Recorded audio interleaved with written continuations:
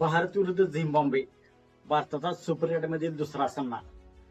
तर या व्हिडिओमध्ये आपण पाहणार आहोत हा सामना कोठे होणार आहे, कोणत्या स्टेडियमवरती खेळला जाणार आहे, त्या स्टेडियमची पिच कशी आहे, किती धावसंख्या होऊ शकते, या मॅच मध्ये कोणती टीम विजयी होईल, दोन्ही टीमाचे हेड टू हेड रेकॉर्ड कसे असणार आहे आणि भारताच्या प्लेइंग 11 मध्ये कोणते बदल होऊ शकतात, भारताची प्लेइंग 11 कशी असणार आहे, हे संपूर्ण आपण या व्हिडिओमध्ये जाणून घेणार आहोत.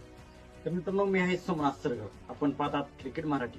सुपर 8च्या पहिल्या सामन्यामध्ये साऊथ आफ्रिकेने भारताचा पराभव केला. आता भारत विरुद्ध झिम्बाब्वे हा सुपर 8चा दुसरा सामना भारतासाठी खूप महत्वाचा सामना असणार आहे. तर हा सामना 26 फेब्रुवारीला चेन्नईच्या M A Chidambaram stadium Chennai म्हणजे चिपापूरती खेळला जाणार आहे. चेन्नईची पिच हे बॅलन्स्ड पिच आहे. प्रथमतः पहिल्या इनिंगमध्ये बॅट्समनला सपोर्ट मिळतो आणि दुसऱ्या इनिंगमध्ये जसजशी मॅच खेळवली जाते तसे स्पिनर्स गेम मध्ये येतात आणि स्पिनर्सला हेल्प मिळते.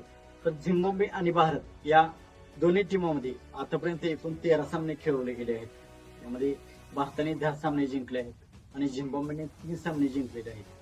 तर हा सामना टीव्हीवरती आपणास स्टार स्पोर्ट्स नेटवर्कवर आणि मोबाईलवरती जिओ हॉटस्टार या ऍपवरती हा सामना आपणास पाहायला भेटणार आहे.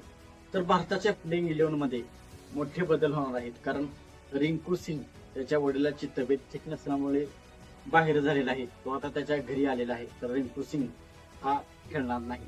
तर पहिल्या सामन्यामध्ये भारताचा पराभव झाला आणि भारताच्या टीम मध्ये लेफ्ट हँडेड बॅट्समन खूप आहेत.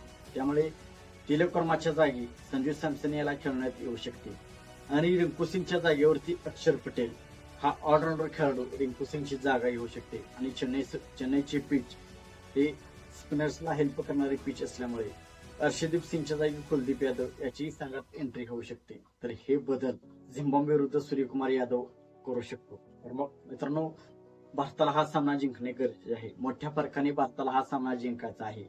जर भारताने प्रथम बॅटिंग केली तर भारताला हा सामना 77 रन्सनी जिंकायचा आहे. तर भारताची नेट रन रेट हे प्लस मध्ये येईल आणि जर भारताने प्रथमतः बॉलिंग केली तर नंतर भारताला 10 ओव्हर 12 ओव्हर म्हणजे झिम्बाब्वे किती टार्गेट देते यावर त्या धावा किती ओव्हर्स मध्ये चेस करायचे आहेत ते नंतर ठरणार आहे. तर मित्रांनो, आपणास काय वाटते, भारताची टीम मोठ्या फरकाने झिम्बाब्वेला पराभूत करू शकेल का? आपणास काय वाटते आपण कमेंट सेक्शन मध्ये सांगा. मित्रांनो, आपण चॅनलवरती नवीन असाल तर आमचा युट्यूब चॅनल सबस्क्राईब